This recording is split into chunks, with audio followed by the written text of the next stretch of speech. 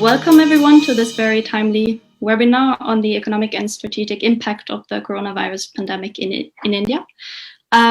We've gotten a pretty overwhelming response, and we are really happy that so many of you are able to join this event. I'm Hanna Grzewski, and I represent the Swedish South Asian Studies Network. I'm here with Laura Albinger from the Malmö Association of Foreign Affairs, who will say a few words in a sec. And we are, of course, joined by Dr. Amitendu Palit from the National University of Singapore, who's our speaker for today. And thanks a lot, Amitendu, for making the time and joining us. Before we get started, just a few more introductory words.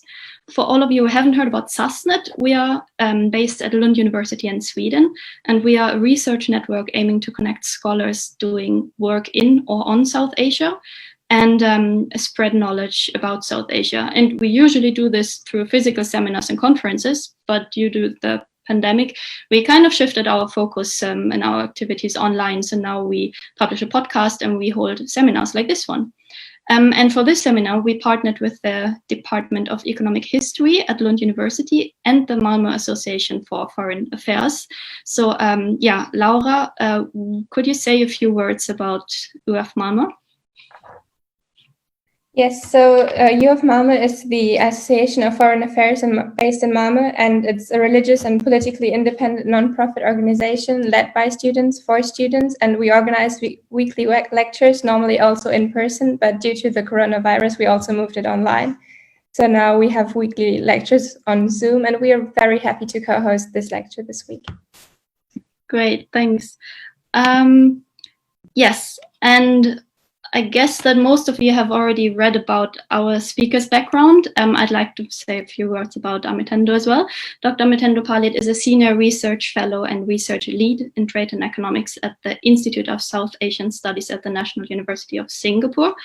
He is an economist and specializes in international trade, investment policies, and the Indian economy, among others. He's also a member of the World Economic Forum's Global Future Council on trade and investment. And previously, Amitendu worked in the Indian Ministry of Finance, as well as the Ministries of Industry and Civil Supplies. He was also in the advisory committee of the Planning Commission of India and the ILO. Amitendu has a very long list of publications and other academic and professional engagements, so please feel free to look him up online and find out more about his work. So we are basically ready to start. I just want to say a few more things. Amitendu will start with a 30 to 40 minute lecture, and that will be followed by a question and answer session. So you can post your questions in the Q&A section, which you should be able to see below on Zoom. Amitendu will, of course, try to answer as many questions as possible, but due to some time constraints, I assume that we won't be able to go through all the questions, so sorry for that in advance. And also, this event is currently live streamed on Facebook. It's on the Sasnet Facebook page, and it will stay there, so you can rewatch the event after it, and also share it among your colleagues and friends. And in the next couple of days, we'll also upload it to the Sasnet YouTube channel, so you can even share it with people that are not on Facebook. Okay, this was a very long introduction. So now, with no further delay, Amitendu, I'd like to pass the virtual microphone to you. Thank you, Hannah. Thank you so much. Very good afternoon, good morning, and good evening to everybody, depending upon whichever part of the world you are based and what time zone you are in from. Let me begin by thanking Sasnet for this wonderful opportunity of being with a very interested, active, and enthusiastic group of participants that from Hannah, I hear, has joined up for the webinar. And I'd also like to take this opportunity to thank the other co-hosts, the Economic History Department at the Lund University and the Association of Foreign Affairs in Malmö, for coming together to participate in this program. And along with Hannah, let me thank again Laura for being my co-hosts today. Let me start by reflecting on some developments with respect to the COVID-19 in India, and I'll take you through some slides in this regard. So I would roughly be looking at the economic and strategic impact of COVID-19 on India, and I'll take you through some of the factual scenarios with respect to India as to how the pandemic has played out. How is India positioned in terms of the spread of the pandemic with respect to other major countries of the world? What has it done to handle the pandemic, and what are the broad implications of this pandemic? So let me take you forward on that.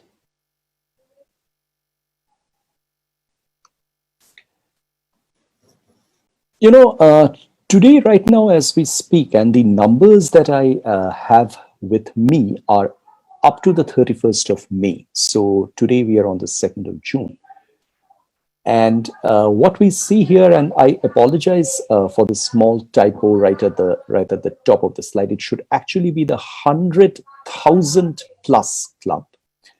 So in the 100,000 plus club, that is in terms of the countries of the world where you have had more than 100,000 plus cases, there are 12 countries as of now. And among these 12 countries, right now, India is in the 7th position.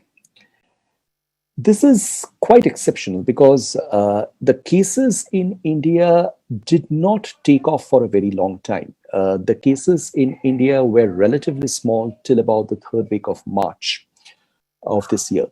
But then over the last 2 months, the number of cases have rapidly risen. So today, as we speak, the latest numbers are showing that India is almost close to 200,000 when it comes to the number of cases. But in terms of the numbers that we show here, 182,143 cases, which are the positions that we have till about the 31st of May. But what is interesting in this regard is if you look at the chart on your right, which shows the fatality rates. Fatality rates are the percent of the people who have died as a proportion of the number of confirmed cases. Now, on this, India is relatively low. And India's numbers are, at this stage, purely in terms of a ratio, India is just at 3%. And this is much less compared with a number of countries in the world, particularly in Europe, where you see the ratios to be at around 14%, 12%, and in some cases, they are less, like one looks like, let's say, countries like USA, Brazil, Russia. Russia is pretty low on 1%, but otherwise, India's fatality rate right now is relatively low. So 5,000 people having died out of 182. But let's not forget the fact this is a very fluid situation. This might change.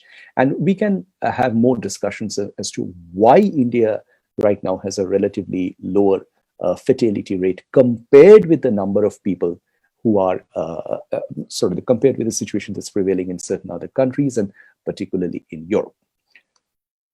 Now, again, if you look at India in terms of Asia, and if you look at the topmost countries in Asia, India right now has the highest number of cases in Asia. And this is if you keep Russia out of Asia. Out of these countries, Iran is the second most effective country in terms of around almost 150,000 cases. In the beginning, and it looks like a very, very long way back in the past now, in the early months of the year, January and February, China was noted to be the epicenter of the pandemic. And for a very long time, the world associated the COVID-19 entirely with China. But today, we have reached a stage where it's certainly no more so. In fact, the number of cases that one has in India now are more than double the number of confirmed cases in China. But in Asia, again, compared with maybe Iran, compared with China, till now, India's fertility rate is low. The interesting part is that as we go ahead, and from this chart again, there's a clear identification of the fact that the geography of the COVID-19 in Asia becomes pretty much clear in terms of where it's happening. It's primarily South Asia, as we will get to see as we go ahead, and also the Middle East. So the biggest countries among the countries in Asia which have really been affected by the COVID-19, apart from Iran, Saudi Arabia, Qatar, the United Arab Emirates, and Kuwait. Whereas from the eastern side or the Asia Pacific side of the Asian continent, it's only China and Singapore, which are the two large countries that have affected by the pandemic. And when one looks specifically at South Asia, we have a situation where the region's pandemic concentration is primarily in India. So 182,000 cases and more counting in India, followed by Pakistan and Bangladesh, the two most populous countries of the region, 70,000 in Pakistan, 45,000 in Bangladesh. And if it goes towards the bottom part of the table out here, Maldives, Sri Lanka, Nepal, and Bhutan have actually performed pretty well. And there could be a number of reasons as to why they have been able to do this as compared with the other countries of the region, particularly the most populous countries. But purely in terms of correlation and corollary, the more populous countries are expected to have more cases. So leaving that correlation apart, South Asia is one region where India's fatality rate is the highest among the countries. So it's right now at 3%. The maximum number of people have died over here, compared with countries like Bangladesh and Pakistan, where it's still around 2% and 1%. But again, let's remember what we are getting to see in South Asia is still much lower than the fatality rate that's been experienced in countries of Europe. Now, this is a reflection of the COVID-19 in terms of the regions of India. And what you see here is India divided into 5 regions. The first is the northern region, the second is the southern region, followed by the east, west, and the northeast. Now, what I'd like to draw your attention to is in both cases, the bars, the dark blue and the light blue bars, are actually reflecting the regional shares, first in confirmed cases and second in the total number of deaths in the country. They're reflecting the shares over 2 points in time. The first is on the 1st of April, 2020, and the second is 2 months later on 31st of May. Now, if you look at the blue bars, the darker ones, and if you check on the confirmed cases side, what we get to see is that all the regions, the two prominent regions, north and south, have actually lowered their shares in the total number of confirmed cases as time has progressed. So for the northern part of India, from a share of 33% that it had on the 1st of April on the total cases, it's come down to just below 30% now. The southern part of India has done much better in terms of coming down from 41% to 18%. The interesting part is in the performance of the Western region. The Western region's share in confirmed cases has risen very rapidly. So in a sense, the West today is actually accounting for almost half of the confirmed coronavirus cases in India. So its share has more than doubled in this period of 1st April to 31st May, from 21% to 46%. And what is even more remarkable is if you look at the share on the right hand side, its share has also remarkably increased in the share of deaths that has happened in the country. And this is something which has come down for all the other regions, but it's gone down for, it's increased exponentially for the Western region. And aside of these, if you look at the extreme right hand corners of both the charts, the Northeastern region has hardly experienced much of confirmed cases or deaths. So that, in a sense, remains practically COVID-free as far as the pictorial depiction of India is concerned. Now, this is again a scenario which looks at the state-wise shares in total cases as on 31st of May.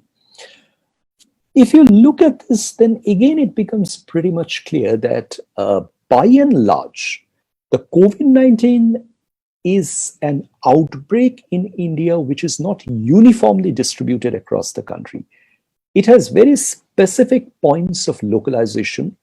We can even call them hubs or epicenters or codes in whichever way we define it. But the striking part in this graph is right at the middle, the state of Maharashtra. If you can see this particular arrow which is going up, and the state of Maharashtra actually accounts for almost 37 to 38% of the total confirmed cases in the country today. And if one goes down a little onto the chart and looks at this red dotted line, which is the trend line showing the average inclination of the cases across the states in India, then you would see that the other states which are peaking above the trend line are firstly the state of Delhi. Now, Delhi technically is the national capital region, but here for statistical purposes, we have looked only at the state of Delhi. We have not considered Haryana and UP, parts of the two neighboring states of Delhi, which also are part of the national capital region. So Delhi is just Delhi per se, the municipal corporation of Delhi, and the outer Delhi and such other boundaries. So Delhi is another state in India which has been among the most affected, followed by Gujarat. And in fact, Gujarat and Maharashtra are, again, if you go back to our earlier slide, the two most prominent states in the western part of India. And it is because of the high incidence of COVID-19 in these two states, particularly Maharashtra, that the western region has actually come to account for the largest number of confirmed cases and also the highest share of deaths that have taken place in India. Now, moving on to the right-hand side, another state which has become a fairly strong and prominent concentration of COVID-19 cases in India is the state of Tamil Nadu, which is on the east coast of India. And other than Tamil Nadu, there are two other states, Uttar Pradesh and West Bengal. Uttar Pradesh is India's largest state. It's a hinterland state. And West Bengal, again, is further upward on the eastern coast of India, very close to the borders of Bangladesh, which are looking to be the relatively more affected states at this point in time. What we have here is a classification of states in India in terms of the character of the pandemic. And let me first sort of share with you at this stage that this classification is entirely based on the statistical results and the data that is available on the basis of the performance of states. We divide states into 5 particular spread and risk breakups over here out of the 5 regions that we have from India. And our spread and risk combinations are basically the first, the topmost, the top row is the high spread, high risk group, followed by the high spread, moderate risk. Then we go down to moderate spread, moderate risk, low spread, uncertain risk, and finally to a negligible zero spread category, which is basically the green box. In the red row on top, we have 4 states, and these 4 states right now are accounting for, if again you go back to our earlier chart, Delhi, Tamil Nadu, Maharashtra, and Gujarat, this between the four of them, and from the rough character of the statistics over here, Delhi has around 12% of the confirmed cases. Gujarat has just under 10, Maharashtra around 37, 38. Tamil Nadu has roughly 15%. So almost 65 to 70% of India's confirmed cases are in these four states as on 31st of May. The spread has been very high in these states, and the risk of it spreading further remains the highest in these states. So the focus and the emphasis of the containment strategies that are now functional in India is essentially working to limit the spread in these four states. Moving from here, we come to the second category, which is the high spread moderate risk category. The high spread moderate risk category has 5 states from India in our classification, drawn from the north, south, and the eastern part of India. So in the north, we have the states of Madhya Pradesh, Uttar Pradesh, and Rajasthan. And this is where I'd like to also allude a little bit to the geography of India, that the northern part of India actually comprises states which doesn't have a coast. They're all practically hinterland states. So when one looks at states like Madhya Pradesh, Uttar Pradesh, and Rajasthan, these do not have, except for Rajasthan. Rajasthan has a contiguous border with India's western neighbor, Pakistan. But other than Rajasthan, the other states are all hinterland states, landlocked. Now, this is in fact an interesting scenario that if one looks at the classification of COVID-19 in terms of its geography, one would probably, from a public policy containment perspective, tend to think that, look, if this virus is beginning to emerge in the coast, then the ideal strategy would be to ensure that from the coast it doesn't spread inward into the hinterlands. And for a country like India, it's very important because the hinterland states in India are the most populous states. And a number of them are also fairly economically backward states. These are states which export a large number of migrant labor who work in various other states of the country, primarily the coastal states, which are the most industrially developed and economically forward states. But what we see in the northern part of India is that the COVID has moved into Madhya Pradesh, into Uttar Pradesh, into Rajasthan. Whereas from the south and east, in the south, both Tamil Nadu and Andhra have their coastal lines with the Bay of Bengal, West Bengal too. So the south and east till now has had a bit of a coastal character to themselves. But having said that, the COVID-19 in India is not a coastal phenomenon. It is a coastal phenomenon along with a fairly significant presence in the hinterland as it comes out from the northern states having got affected by this virus. If we kind of shift to states which have been able to manage the situation within their confinement, I think the most creditable of the performances gets to come from a state like Kerala, which is India's southernmost state with borders with both the Bay of Bengal and the Arabian Sea on the other side and downward further into the Indian Ocean. Kerala was the first state in India to have experienced the outbreak of COVID-19. But Kerala has done remarkably well to keep the disease controlled and managed.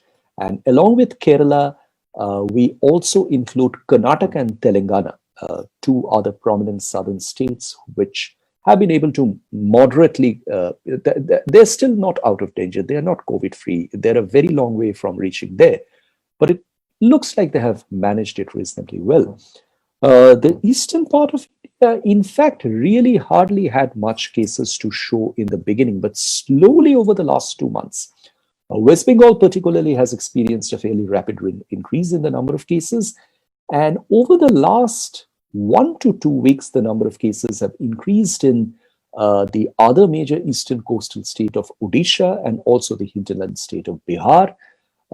In the northeastern region, given the conditions, given that Northeast has had very low incidence of cases within the northeastern states, it's Assam which has the largest incidence of cases, which is the largest state in the northeastern region as well. But the good part is there are parts of India which are completely green, which are practically COVID-free. So you would have the small Indian western region state of Goa, which is almost COVID-free now, which is a great example of the state having been able to manage it within itself. And if even one looks at some of the Himalayan states, for example, Himachal Pradesh, Uttarakhand, they have been able to control the disease reasonably well. It's not that they're entirely COVID-free. They have had their share of cases, but they have been able to keep the spread reasonably within control.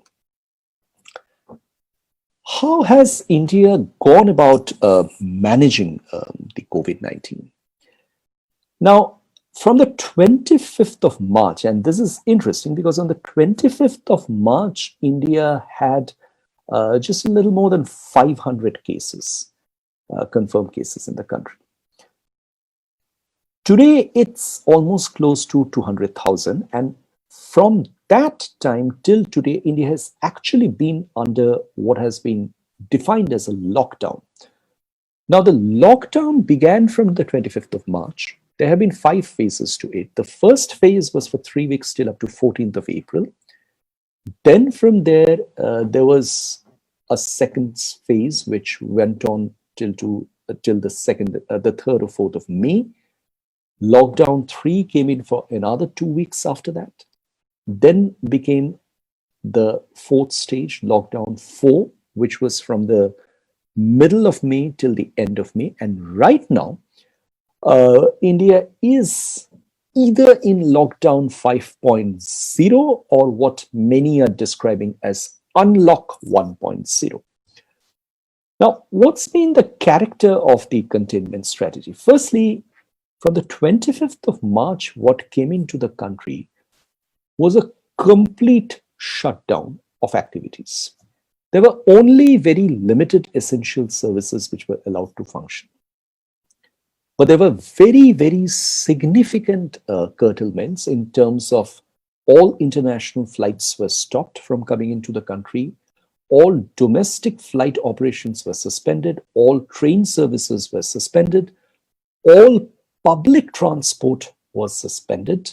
Particularly in India, what is very important is the interstate movement of public transport. All those were suspended. And economic activities, except very essential bare minimums, were suspended. The schools and colleges all were closed. People were strictly ordered to stay at home as much as possible and not go out unless and until it was really very serious, and that too only after taking adequate precaution of wearing a mask and maintaining appropriate social distancing. What we have seen since then, and this is particularly after the 3 phases of lockdown from the middle of May, slowly certain relaxations have started coming in. And let's not forget that this was an incredibly onerous exercise because India has 29 states and 6 union territories. And implementing the lockdown in the entire federation was a Herculean task. And the Indian lockdown has been very stringent. In fact, if one looks back at the Oxford University coronavirus containment strategy tracker, then in the tracker, India has had one of the most stringent characters of lockdown in terms of the suspension of activities that this lockdown announced. But slowly, and as we speak even now, India is beginning to lift restrictions. In fact, just about a week ago, gradually domestic flights have resumed. Certain special train services have been allowed. The character of the containment strategy has now changed from an overall suspension of activities to gradual relaxation of practically almost all activities in those parts of the country where the coronavirus cases are very limited or very hardly anything happening. Even within the states where the coronavirus concerns are the highest, let's say, for example, in a state like Maharashtra, there are parts of Maharashtra which are much better off in terms of not having experienced much of the infection. So those areas have been allowed to come back to normalcy in a fairly substantive fashion, as opposed to, let's say, for example, the city of Mumbai, the capital of Maharashtra, which is experiencing one of the, it's probably the toughest and the highest concentration as far as the COVID-19 is concerned.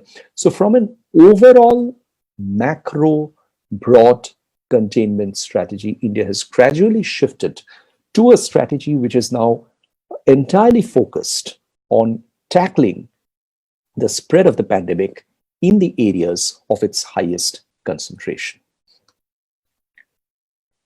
One of the things, and in fact, maybe I can just allude to one of the pictures that you see on the frame on your right, and this very large number of people on foot walking. This has actually been one of the strongest downsides of the economic containment strategy that India brought in. And this is the plight of the migrant laborers who, upon the announcement of the lockdown on the 25th of March, they suddenly found themselves practically nowhere. They are those who come from the more populous hinterland states of India to work in the more prosperous states where there are greater economic opportunities. But once the lockdown came in and economic activities were suspended, these people did not know what to do. And most of them are in the major job-intensive industries like, say, for example, construction, tourism, hospitality, and so on and so forth. And they suddenly found themselves out of jobs, out of livelihoods, without shelter, with a very uncertain future facing them. And they, in fact, did not know whether they could stay where they were working because none of them had permanent shelters or fixed places of activity. And as their earnings stopped, they were not in a position to fend for themselves. So what started, and this was actually very, I would say, unfortunate, was this huge march, this return march of migrant laborers from various parts of the country where they were located to their places, which they call their hometown. And in the process, they walked for hundreds of miles, if not thousands. And there have been untold stories of misery and hardship that we have come across. And this is notwithstanding the efforts of the government, the federal government and the state governments to support them as much possible. Because the problem that came here, and as we now look at the economic steps that the government took, so overall, the volume of economic support which the government, the federal government at its level has announced, amounts to something more than 250 billion US dollars, which would roughly be around 10% of the Indian GDP. And the bulk of this support actually comprises providing free food grain for the people who have been most affected by loss of incomes as a result of the economic shutdown. And it extends to provision of free cooking gas, income support for the female members of the poor households, a lot of efforts and steps initiated for taking care of the unorganized sector workers. This is precisely the section of the economy that we were alluding to when we were in the earlier slide. The migrant workers were essentially part of the unorganized, informal sector of the economy. There are other vulnerable groups like, say, for example, the disabled, widows, small farmers. Over the last 2 to 3 weeks, the government has made a series of announcements which are essentially all targeted towards supporting the medium and small enterprises, the MSMEs, in a situation where most of them without being able to function, are actually facing very serious economic hardships. And this is something which is going to live with the economy for some time, and particularly these economies who do not have the capacities or the deep pockets of the large enterprises to take them through in periods of crisis. And there have been supporting steps that the Reserve Bank of India has announced as well in terms of the lower interest rates. They are trying to put in as much of cash into the economy as possible. Banks have been allowed to extend the moratoriums, defer the loan repayments, and as much of funding support as they can, not just to the enterprises, but also to the Indian states, because the Indian states are fighting the battle in their own turfs, putting as much of reserves as they can, but their reserves, financial reserves, are limited. So the opportunity of them accessing the Reserve Bank of India for mobilizing more support has also been provided by the Reserve Bank of India.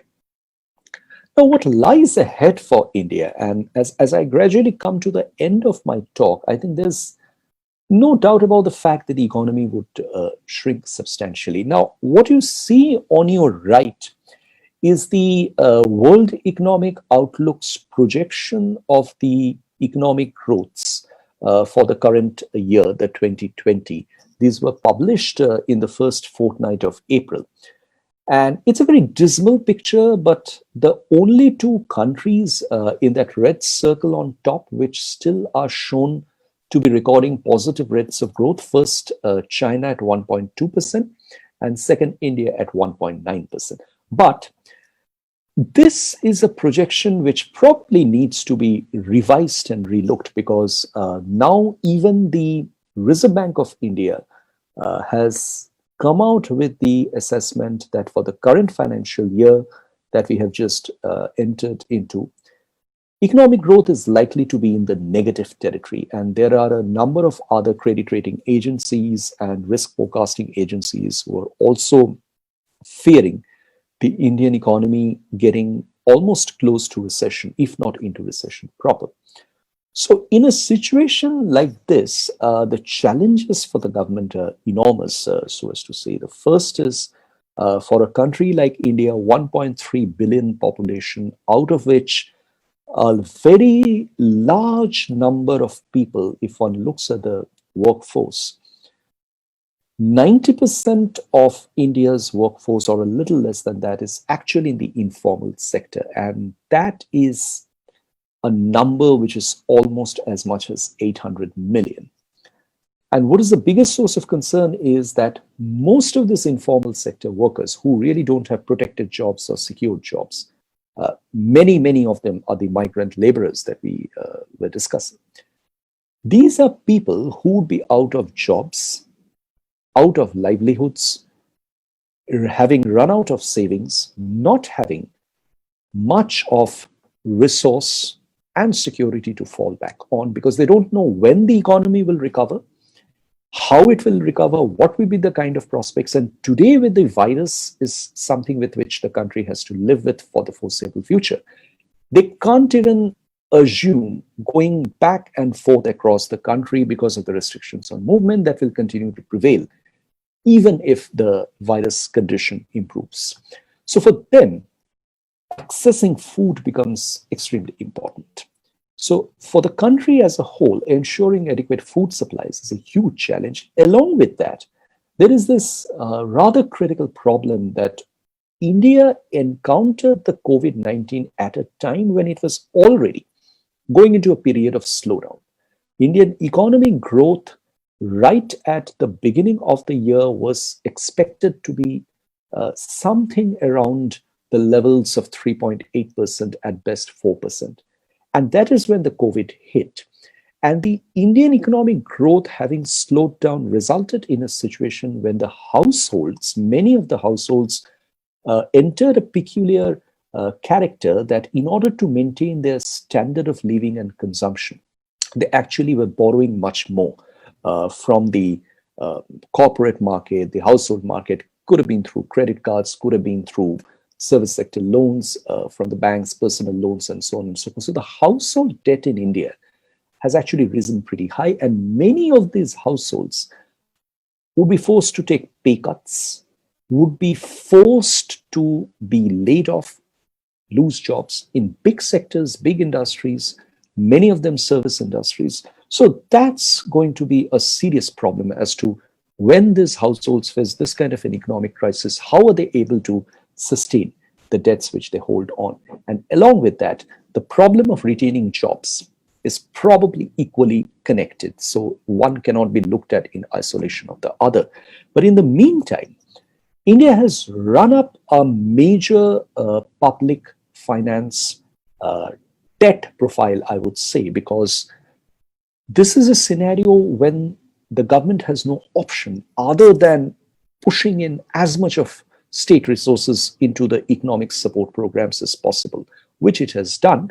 But this is not where it all began. It had begun much earlier, because from about a year before, from the time when the Modi government began its second phase, which was roughly around this time or a little before this in the year 2019, the slowdown in the Indian economy had become distinctly evident. So from the last full budget, or the first full budget of the Modi government in its second term, there were efforts on to energize the economy in various ways, and many of them actually comprised of providing financial support or fiscal stimulus or assistance packages. Now, in the process, the government has actually given up a lot on its revenues because it's gone very firmly on an expenditure drive for supporting and reviving the economy. So the public finance remains a difficult situation. And then at this point in time, India needs to continue its search for getting incoming FDI into the country, and that is going to be a major challenge for a variety of reasons. I now move to my last slide, and this is where I want to just not reflect on the economic priorities that India has in terms of the COVID-19 implications, but also a little bit on the geopolitical and strategic conditions surrounding India. Now, what this crisis has made very clear to not just India, but a large number of countries of the world is that preparedness for tackling outbreaks of this kind in future are very essential. And to that extent, what has become extremely important for countries is to have access to medical supplies. And some of these medical supplies are critical, like say, for example, the personal protective equipment that the frontline healthcare staff require for attending to the COVID-19 patients. Some accessories like ventilators or other medicines, these are extremely important for countries like India to have, because India is a very large country. Its population is almost as close to that of China. And in a country like India, even if the virus is manifesting within a small proportion of the population, that still by itself, in terms of absolute numbers, is a very big number. So states and the federal government have to be prepared as much as possible with all the necessary stuff that they can mobilize for tackling the pandemic. And this requires a great degree of preparedness. And a lot of the Indian economic thinking and strategic thinking in future needs to be focused in that direction. What is also important, and what the pandemic has revealed, is that India is a very complicated federation that we all knew to handle. In a situation of the pandemic, I must say that my experience in observing this pandemic is that the state governments and the central government, the federal government, have tried to work as much as in close coordination as possible with each other. But that is not always possible, because every state has different requirements. Every state is in different conditions. And even when it comes to taking decisions like how much of economic relaxations should be offered at what phase of the lockdown, states are going to have different views depending upon the conditions which they envisage at their end. So it's very important going ahead And the coronavirus or connected situations are going to live with India and the world for several months now. It's very important to have a convergence, or at least detailed consultations among the states with respect to the strategies that they prepare, because one must not overlook the fact that India is a country where people move to jobs. People travel within the country from one state to another in search of livelihoods and opportunities. And people are going to continue to move. India is very different from China in this regard, because China is a country where workers do travel from one part of the country to another, but it is very difficult to obtain residency permits. India is much more liberal, fluid, and flexible in this regard. So it is entirely possible that unless there are right coordinations between the state level strategies at various points in time, the labor market within India might encounter serious complications if future COVID-like situations emerge as we witness this time. A third point for India is, many of you might be knowing that India is actually the largest recipient of inward worker remittances from the world. It's almost something like $80 billion a year. And these remittances are all coming in from the Indian labor who have moved out of India and are working in various parts of the world. The largest chunk of them are actually in the Middle East, in the Gulf countries. Now, a very large number of these workers have come back following the outbreak of the COVID-19, and they do not know when they will be able to go back in future.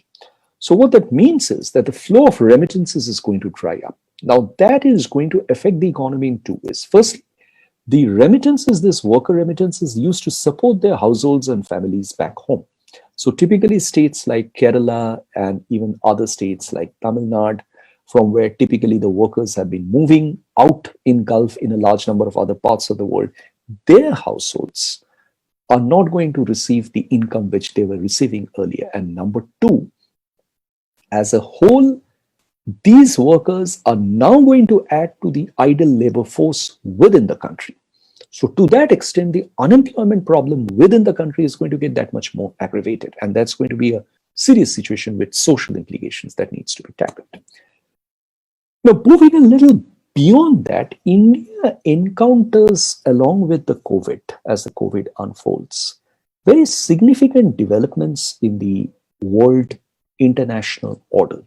This all began from the US-China turf conflict over the management of the World Health Organization, to the extent that today we know that the United States is looking to move out of the WHO, stop its funding. Now, a country like India, or for that matter, a large number of countries in the world, particularly in the developing world, depend very heavily on the World Health Organization for its advice on suggestions on a large number of public health management issues. And a shaky WHO is not good news for a country like India, which would continue to look forward to the WHO for its support and guidance in a large number of areas, like it has been doing in the field of COVID-19. And the worst part is that what is going on in WHO is actually resembling a deeper crisis for multilateralism, which is even going to get reflected in organizations like the WTO, the World Trade Organization, which right now is facing a leadership crisis. Now, all that means that around the COVID-19 crisis, there's a serious crisis that has emerged for multilateralism. Now, for a country like India, much as it is big, large, it is able to command influence in a particular sphere of its own, it still has been dependent on the multilateral order, particularly the WTO and WHO-like organizations, for a large number of reasons. And when multilateralism faces the kind of pressure it does, the obvious choice for countries is being forced to make choices. And today the world is increasingly getting split. There is this global political shakeup. The US-China divide is becoming far more intense and acute. And for a country like India, which has China as its neighbor and which has a strong strategic partnership with the US, and is also among a group of countries in the world which are the larger, more responsible collective middle powers, if I could put it that way. Making a choice is going to be extremely difficult because whichever way India tilts, there's going to be implication and ramification.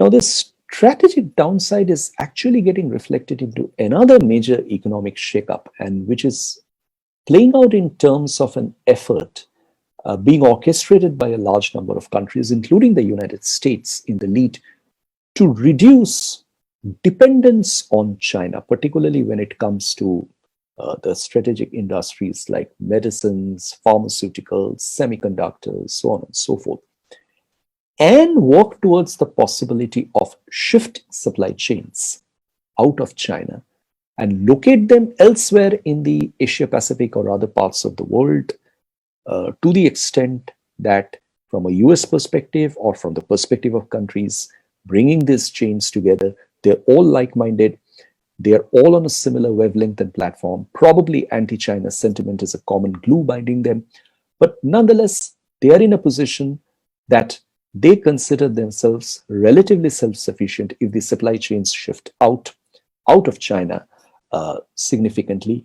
Now, whether that is possible or not is something that we need to look out very carefully. I myself have been a part of a lot of work going on the supply chains in this regard, and this is clearly not going to be easy because supply chains have got located across the world vertically and horizontally on the lines of economic efficiency. But today, if the driver behind location of supply chains is not economic efficiency, but geopolitical comfort, then they need to be reorganized in a different way. One needs to specifically address the question of incentives, issues, and so on and so forth. And it's a whole host of complications that come into the story.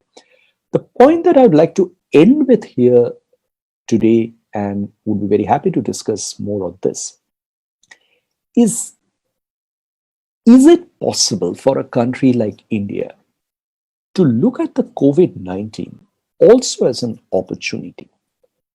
Now, we have all along been talking about the huge burdens that COVID-19 has created, essentially in terms of forced governments and public policy makers across the world into this very difficult choice between lives and livelihoods. The choice has come down to a point that by adopting strategies to save lives, our country is sacrificing livelihoods. And that, in fact, is huge for a country like India, because a country like India really does not have the enormous financial capacity of, let's say, European countries or American countries, or even some countries from the Asia Pacific, Japan, for example, or Korea, or even China to that extent, to actually pump in enormous amount of money into the financial system and expand its social security in such a way that the economic victims of a hard containment strategy are protected. So from that point of view, what becomes extremely important for India is an economic turnaround, and that economic turnaround has to be really robust, really all-embracing and sustainable in the long term, and of a scale and magnitude which is able to draw in sufficient investments, which is able to kickstart a number of major economic sectors, and along with these two, able to create a large number of jobs or alternative livelihoods.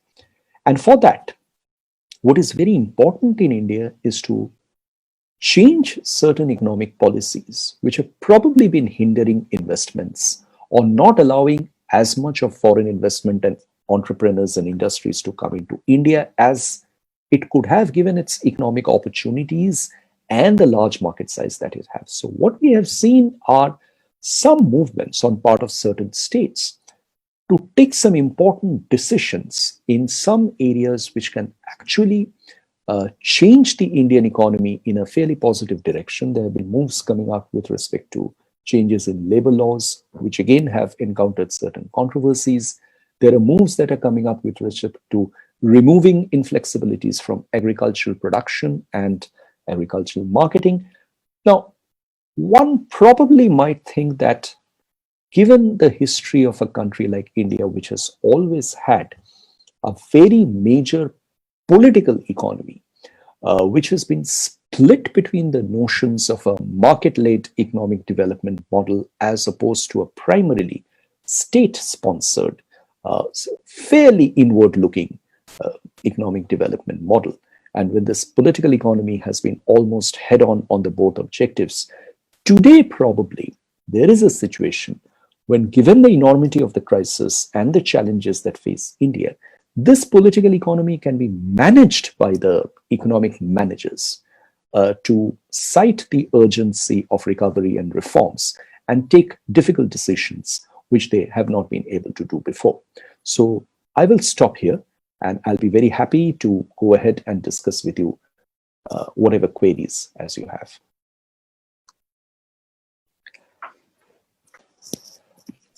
Yes. Firstly, thank you so much. This was extremely insightful. Great overview. I also really enjoyed how you began giving an overview about the spread in India and the regional differences. Yes, which I personally hadn't thought about so much. Yes, before we go into questions about the economy, labor market, economic strategies, and so on, we've received a couple of questions about the spread, like the first part of the presentation. People ask why particularly India has relatively low fatality rates, and adding to that also why the northeastern region of India has particularly low rates in infection as well as death rates. What's your take on that? You know, I have a feeling that, and I'll be very honest in this, I think a country like India is vulnerable to the COVID-19 in terms of it spreading very deep. And I really would not be surprised if the actual number of cases in India are much, much more than what the numbers have revealed. Having said that, I would also like to mention at this stage that India is one of those countries where the incidence of the COVID-19, at least in terms of the manifestation, the epidemiological manifestation of the virus, has probably been relatively mild, which might partly explain why the death rate has been lower, even if the number of cases have been higher. Coming to the regions, I think one factor needs to be looked into. If we look at the high concentration states of the virus in India, and it's pretty much clear that the cities like Mumbai and Delhi are actually the epicenters as much as a city like Chennai is. And there's no doubt about the fact that these cities are actually India's biggest connections with the rest of the world. So in a sense, India experienced the virus late at a time when the virus began spreading from other parts of the world into India. I think the first round of the transmission of the virus was from China and Southeast Asia.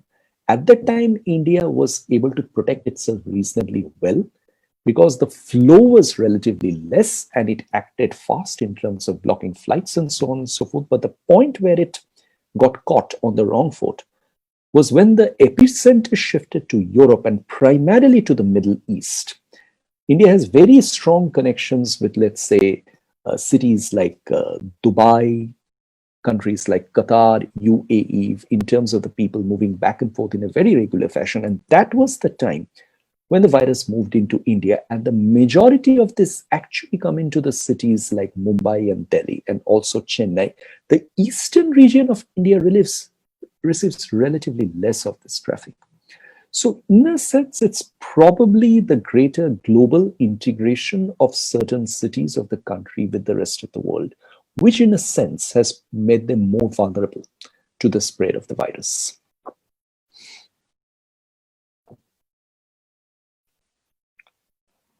So would you like to now would you like me, Hannah, to answer the questions on the basis of how they have come on the Q&A? Or what would be your advice? Laura will take the next. Yeah, I will take the next question. So there was a question about herd immunity and lockdown. So because that was the next point of your presentation, what is your, like, do you see any point in the lockdown, and was it successful in India? A very important question. You know, I think the government's claim is that, look, today we have around 200,000 confirmed cases in the country. And if India had not gone into lockdown, and that too a hard lockdown, one really doesn't know what the number of cases would have been. I mean, even today, 200,000 in a country of 1.3 billion population is probably very small. I mean, it's probably less than 1% of the population, much less than that. But that's not the point. The point is, it could well have been a scenario where the virus would have become completely unstoppable. And I think we need to also accept the fact that the deaths that have been arising out of the virus, primarily in a country like India, are most in people who have comorbidities, who have already been suffering from other chronic ailments, maybe cancer, maybe diabetes, maybe kidney issues, and so on and so forth. And in a large country like India, such comorbidity patients are also very high. So the size of the vulnerable group becomes that much larger. So in a sense, it was important to handle COVID and probably go into a hard lockdown. But I would personally tend to, have the view that the lockdown could have been designed and implemented a bit better. Because I think in a large number of cases, this question has come up that India announced the lockdown very suddenly. When the country went into lockdown from the 25th of March and the Prime Minister announced it on the national television, it was just a period of 4 hours before the country actually shut down. And that actually led to this huge exodus of migrant workers from all over the country and the hardships surrounding them. In the beginning, the priority was saving lives, but over time, it became absolutely clear that in order to save lives, livelihoods are being sacrificed, and they are probably going to take away more lives. So today, in a sense, India really doesn't have the choice. India doesn't have the flexibility to think whether it was successful or not. It has to get out of the lockdown. It has to allow lives to resume normalcy. It has to allow the economy to come back to as much of normalcy as possible, because otherwise it is pushing itself into a situation where the economic hardship is going to be absolutely enormous. It has already acquired very damaging proportions. So the simple point that I would try to make is that whether India has been successful or not, irrespective of the amount of success that it has achieved, it can't afford to stay locked down anymore. Thank you. We've gotten quite a few questions that relate to the labor migration that you mentioned, and the high number of returnees, people that were put out of work in the destination countries and either yet to return or have already returned. And people are asking, how can those people be reintegrated in the domestic economy on labor market in India? Before I answer this question, Hannah, I'd just like to refer to a study that the International Labour Organization did in terms of the downsides of the COVID-19 across the world. And this study specifically pointed to the fact that a fact which I've alluded to a couple of times in the conversation that we have had so far, that countries which have significant parts of their workers in the informal sector are going to be among the worst affected. And that not just includes a country like India, that includes countries like Brazil, Nigeria, and even also partly China, because these are the countries with bigger workforces and considerable amount of informality in their economy. The problem with a country like India is that today, for example, following COVID, there might be a push towards formalization. Organizations are going to change the way they work. They're going to move towards much more intensive digital principles of working. Maybe work from home might become a new practice, a new norm. But all this, it's outside of the informal sector. It is the formal sector which is going to basically undergo a change in its orientation. It is the formal sector which is going to be able to adjust to the challenges that have been created by COVID. For the informal sector, the transition to formalization is going to be practically impossible. Because the informal sector typically involves a large number of people whom we define as agricultural labor. They don't own lands. They only offer their physical labor to other farmers who require their physical support during cultivation and harvesting. And that's seasonal. For the rest of the part of the year, they migrate. They migrate to cities and they work on construction projects. They do various other chores and odd jobs. And then when again the season comes back, they go back to their hometowns. So the challenge for them is a complete disruption in this cycle. This cycle is going to get completely disrupted unless and until one is able to figure out a way of how to retain a substantial part of the migrant labor back where they belong to. That would probably mean reviving the agriculture sector of the economy in a very big way. Now, let me share with you this interesting fact. Agriculture, in fact, is probably the only sector of the economy which has not been that badly affected. Because there was nothing about the COVID which could have affected the agricultural sector per se. And COVID-19, at least in India, as in most countries of the world, remains by and large an urban phenomenon. It's yet to become a rural phenomenon. So to an extent, the character and organization of the rural economy, the agricultural economy, remains relatively strong. And if there is a possibility that now agriculture and allied industries, including the rural economy, is being taken as the fulcrum for the economic recovery, then to an extent, the huge problem that we are looking at of re-engaging the migrant labor and the agricultural labor can probably be handled. There are a couple of interesting policy changes that have happened in this regard. This would enable the farmers to directly sell their produce in the open market, maybe to the organized sector retailers, bypassing the intermediaries. Now, something like that is definitely going to encourage the farmers to think of bigger scales, larger scales, engage more labor, hopefully, because higher scale doesn't necessarily mean it is labor intensive. It might entirely be machine intensive.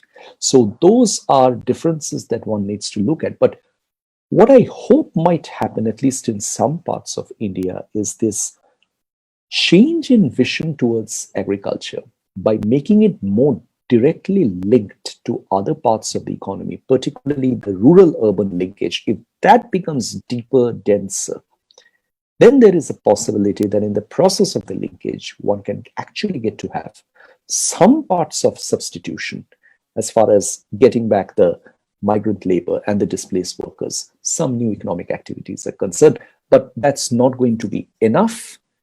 That's not going to be adequate, but at least there is a hope of some recovery. Thank you. And then there were some other questions about the steps taken by the Indian government for reviving the economy, and also on the schools and colleges, and how the connection of the education sector is with the country's economy, and how that will be affected and by the coronavirus lockdown, and how that will, like, how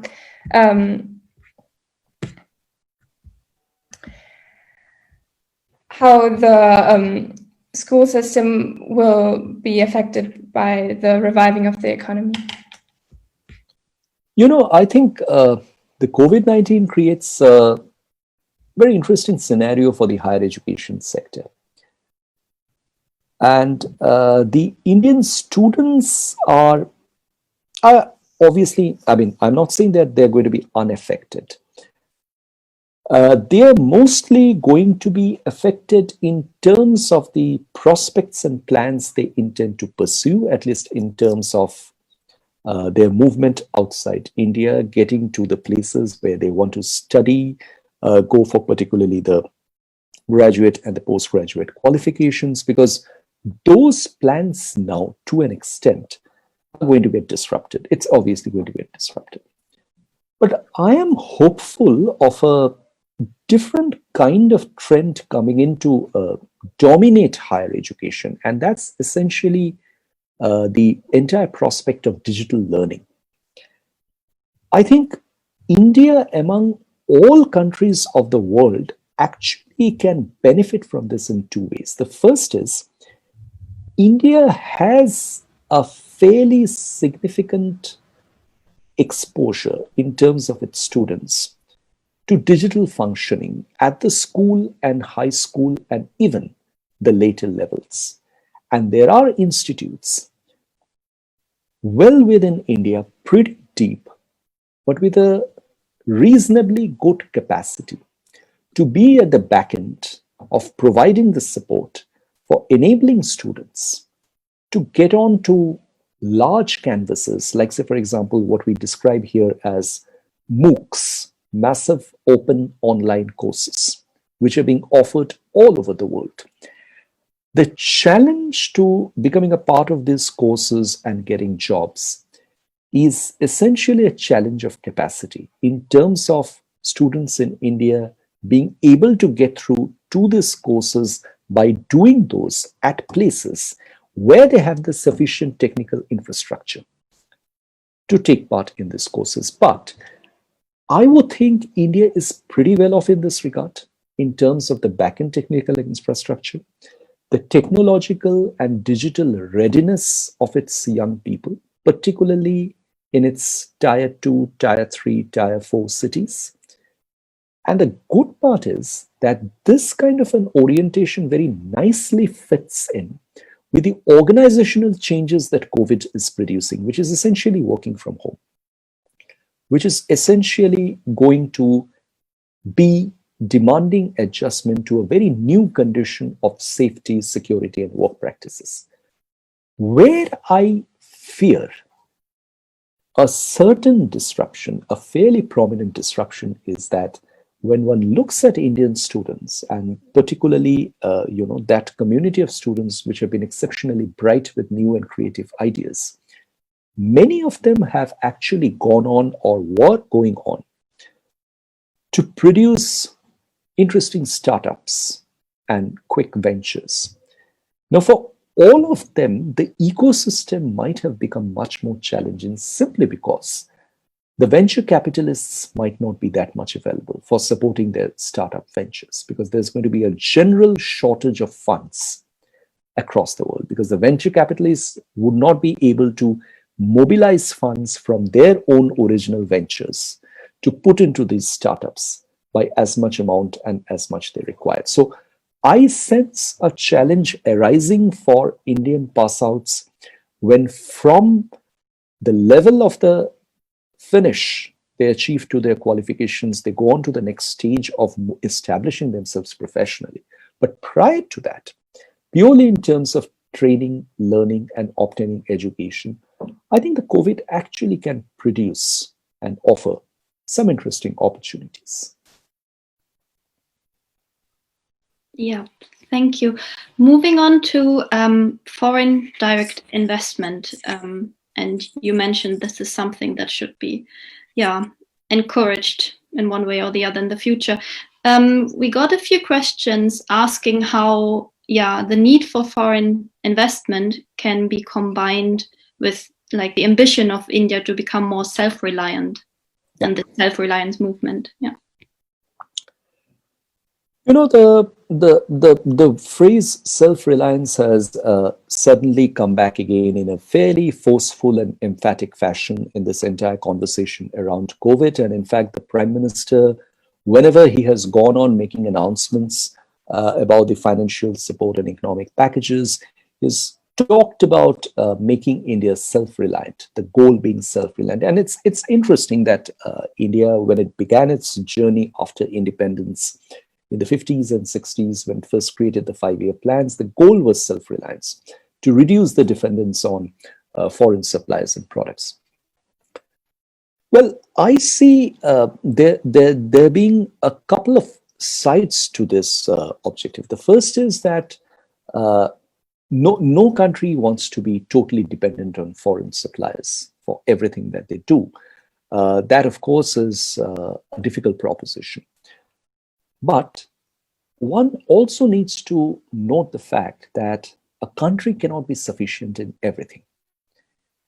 There are commodities, there are services in which it will not be able to generate or produce as much as its own people require because of the issues of scale, because of the issues of efficiency, and a number of other factors. And that is the whole logic behind international trade and exchange of goods and services and movement of people. What is happening in India is a bit of an excessive emphasis on the focus on producing everything within the country. I think this is where there needs to be a rational realization of the fact that even when one looks at supply chains and when one looks at investments that are going to be driven according to the logic of those supply chains within the countries, these are investors who right at the beginning had invested in the design and growth of a particular supply chain geographically dispersed according to economic logic. Now, they need to review that economic logic to see that whether parts of those supply chains can be relocated to India for certain economic benefits, which are more than the economic benefits which they get right now.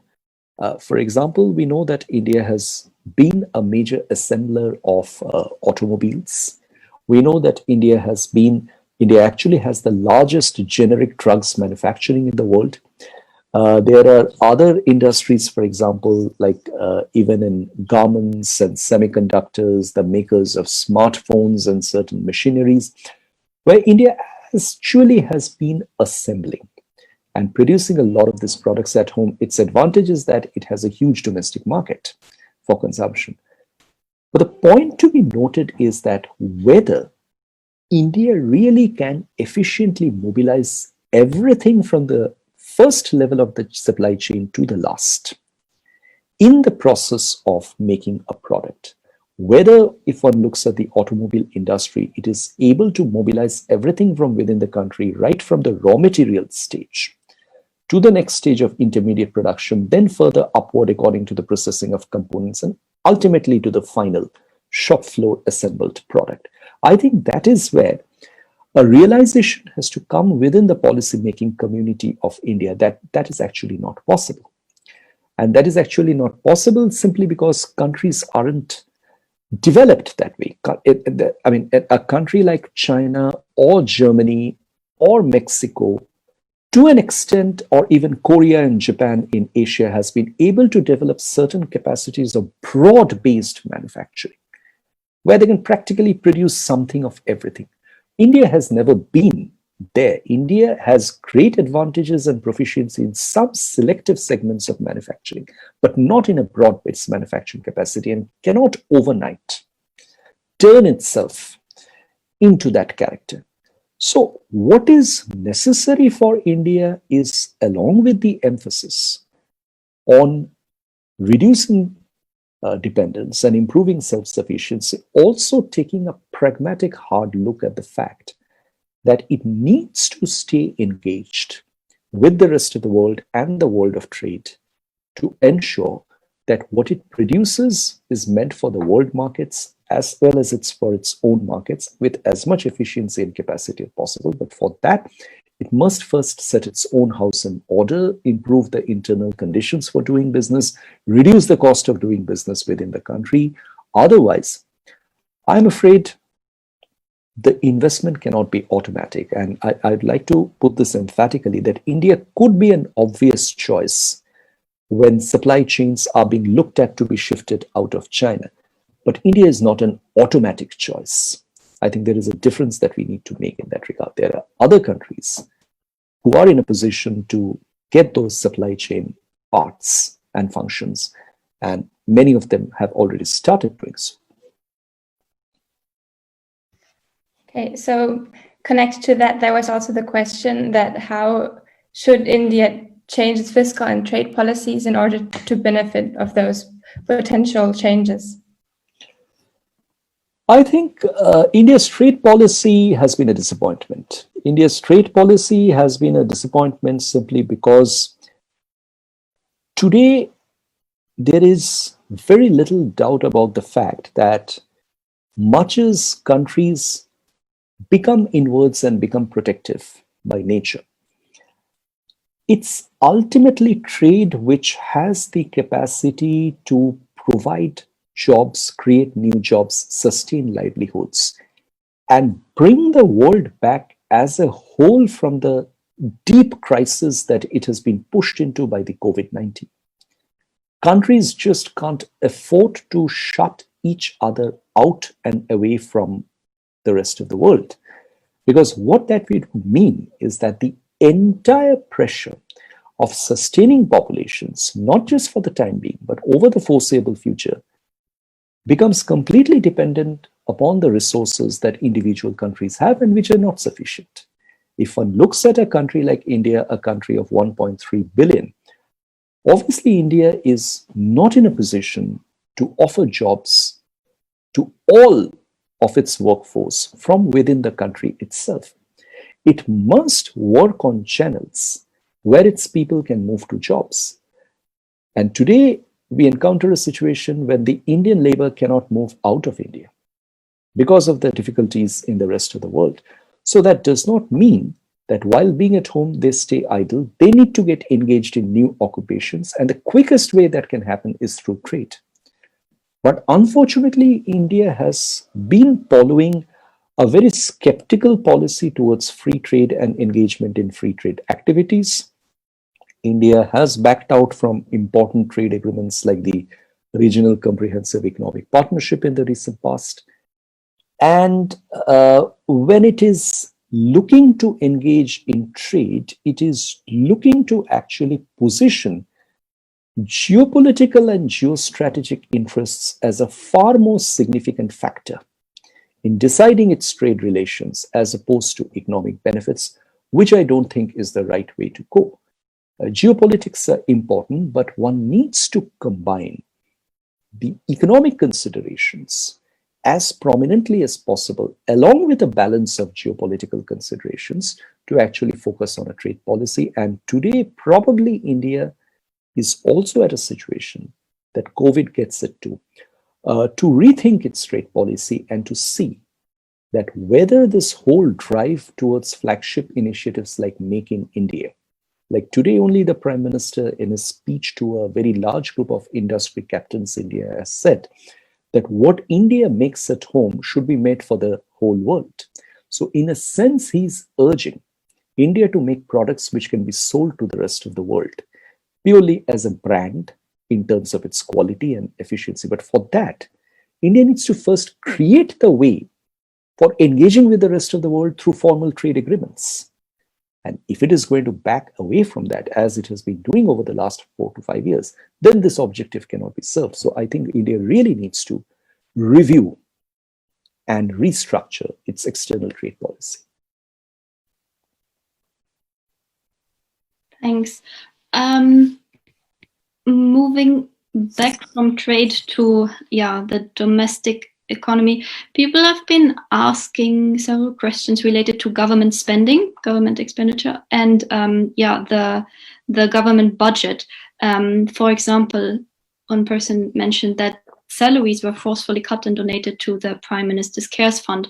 So there seems to be money, but it's currently not being used, is the impression. What is your take on that?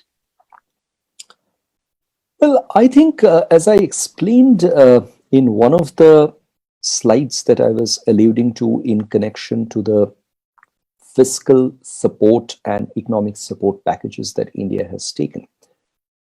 Let's not forget the fact that the COVID-19 hit India at a point in time when the Indian economy was already experiencing an economic slowdown. And in order to come out of that economic slowdown, which was essentially a slowdown driven by a decline in demand, consumption demand and investment demand, the government worked on a policy of recharging the economy by putting in more funds into the system. Now, this is what typically in economic terms we refer to as expansionary public policies, trying to get into force as many public programs and public investment funded activities as possible. So what that meant was that the government was already on an expenditure overdrive, and it wasn't focusing that much on mobilizing revenues. It was focusing more on spending. So it was spending more than it was earning. And that already put itself in a fiscally unbalanced situation. And then the COVID came. So when the COVID hit, this imbalance has widened much, much more.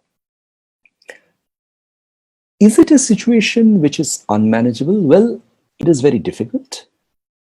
It is not unmanageable because at the end of the day, there is a solution for everything. But I think whatever solution the government goes for, and let's also look at this from the point of view of the Indian Federation. We are not just talking about the Indian federal government. We are talking about 29 states who have their own respective ways of mobilizing resources. In fact, one of the things over which there was tremendous controversy sometime in the middle of the lockdown was when one of the earliest restrictions that was given was opening up of liquor shops in India and sale of alcohol, which did create a lot of social management problems. But I think the factor driving this step was the fact that liquor and alcohol remain items from which the state governments are able to earn considerable revenues, and they desperately need revenues. So I think it's a situation which needs to be looked at in entirety. India clearly is not a country which is sitting on a very heavy pile of cash reserves, unlike many other countries of the world. It really needs to count every penny, and what it doesn't have are pennies coming its way. So it's an extremely difficult fiscal management situation. I will not be surprised if going ahead, India is forced to announce some more serious fiscal steps, not just in terms of pay cuts, but maybe even bigger, larger situation. Because let's not lose attention from the fact that the COVID-19 pandemic has not ended. In fact, one doesn't know when this is going to end. In India today, over the last 2 months, the cases have really increased in an exponential fashion. And as long as this pandemic goes on, we don't know when this is going to end. The country will need to be ready with as much of preparedness and economic management resources as possible. So that's going to be a very, very challenging proposition. And in order to do that, the government will have to take very hard steps. So, looking at another issue, do you fear increased authoritarianism and surveillance in post-corona times in India? That's a global phenomenon, isn't it? That's happening across the world.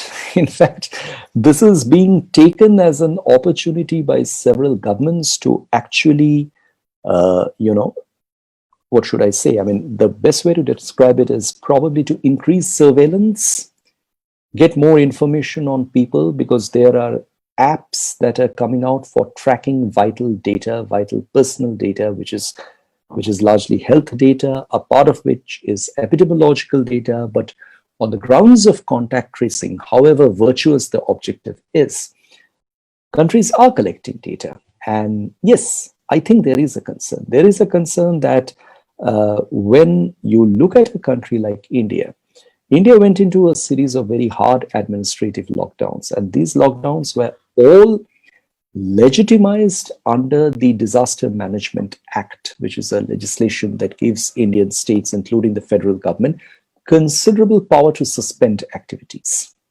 It's almost, unlike Japan, the post-war constitution does not allow it the opportunity of forcing hard emergencies on the country and its people. But India is a different country. India did not impose its emergency, but nonetheless, India did go into very strong, administratively powerful containment strategies. I think what this COVID-19 has also brought to the notice of Indian governments and authorities is that these are ways and means which are available to the states, because frankly, the COVID is new. The COVID has never happened in the world anytime before. It has not hit any generations. So even for the current political generations in India, those within the government, those managing the government, it's a very new experience. And in the process of the new experience, they realize that, well, they can actually have the power to do much, much more than they could do or they have done. They can actually shut down businesses, they can shut down lives, they can close operations on, let's say, grounds of economic emergency, natural calamity, and disaster management. Nonetheless, they have grounds. Now, whether that can lead to authoritarian tendencies, well, I'm not sure. But I have to admit this, that along with COVID, there has been this greater concern that today, in the digital world that one lives in, data and information are significantly important, and whether the efforts by government and states to collect as much data as they're mobilizing on the grounds of fighting a pandemic through contact tracing and other applications is actually going to be put into just very simple use and not used for any further purposes, for monitoring or surveillance. I think that is a thought that is going to remain with many of us. That is a tendency which will be unavoidable.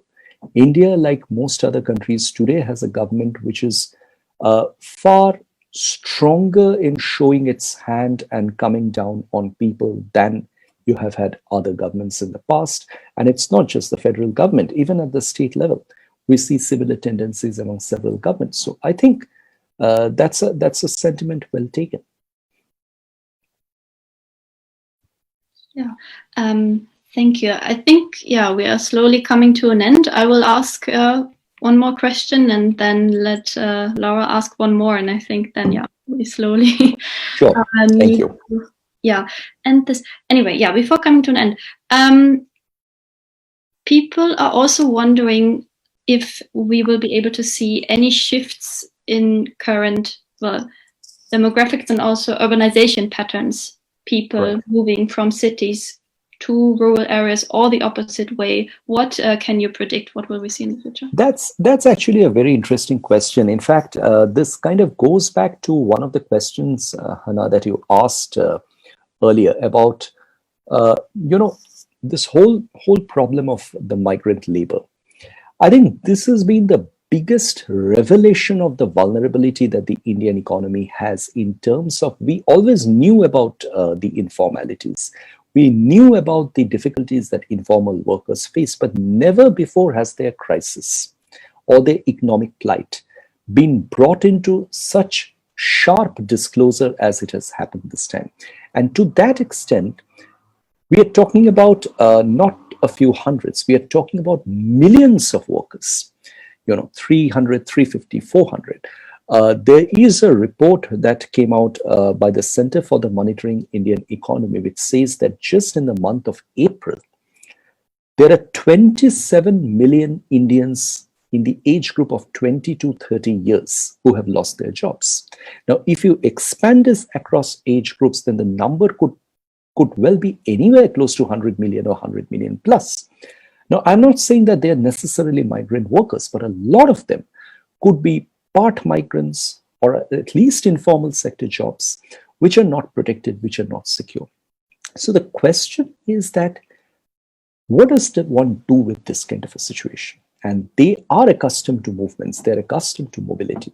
So I suppose this is just to reiterate one of the points that I made in the past, that it is very important for the Indian economy to actually reconfigure itself around alternatives which it hadn't explored in the past. And one of them is to go back and check whether agriculture or the rural economy or operations surrounding them can actually create opportunities which might be able to hang on to these workers in a larger and more productive sense than what it is right now. Because right now it's basically the lack of opportunities back at home which is making the rural migrant labor move to cities. But if the situation reverses, then a part of this problem gets tackled. And for that, I think there are some positive things which are happening within the Indian states and the Indian government. In terms of agricultural marketing reforms, there are some interesting reforms that are coming in the field of Land Management Act. The Essential Commodities Act in India has been modified to allow farmers to sell directly at the open markets. I would think these steps are encouraging, but at the same time, I must also share this, that these are not happening all across the country. There are some states and some parts of India which are probably acting in a more proactive fashion, given their histories of greater engagement in industry or entrepreneurship, which are kind of acting as the first movers. So again, that might create an economic imbalance in terms of the character of the movement of people in whichever direction within the economy. So, and in my last question, I want to talk especially about women and how they're impacted by the current COVID-19 pandemic in India. On the one hand side with domestic violence and also in the informal sector, and which steps are taken to mitigate problems in that sector? I think the women have been very badly affected. The women have been very badly affected. I will not get into the social part of the damages that they might have suffered, but I'm just looking at this economically. Economically, I think the women have been badly affected because of two reasons. The first is, when one looks at the informal segment of the Indian workforce, and when one looks at the gender composition of that workforce, women tend to be involved much more in informal and unprotected and insecure work conditions as opposed to men. And that, even one looks at activities like construction, for example, which engage a large number of women workers, hospitality, tourism, which have been industries which over the last 5 to 7 years been employing a large number of women workers. These are the sectors which have been the worst hit because of the COVID-19. Now, the women have lost their jobs as men have also had. But for women, the bigger challenge is that when it comes to recovery, when it comes to reorganization, it is going to be much more difficult for the women to come back because many of them would have to necessarily compromise with the conditions they face at home. It might not be very easy for them to come back and go back.